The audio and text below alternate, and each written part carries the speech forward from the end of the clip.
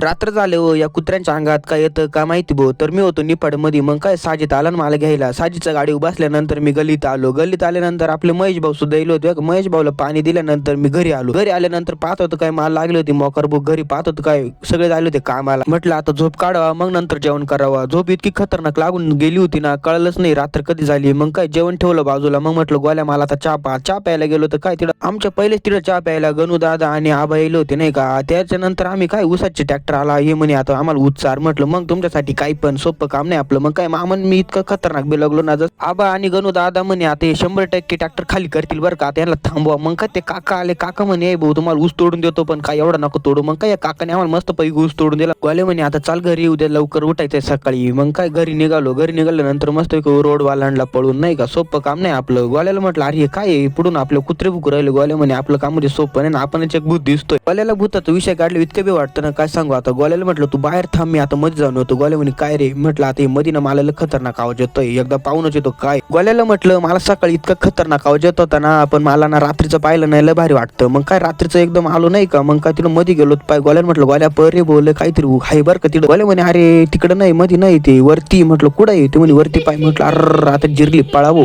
मी दोघं इतकं जीव घेऊन पळवलं भाऊ. गोल्या उलट्या पालट्या उड्या मारायला लागला. गोल्या इतकं घाबरेला होता ना तुमच्या भावापेक्षा पण खतरनाक जसा.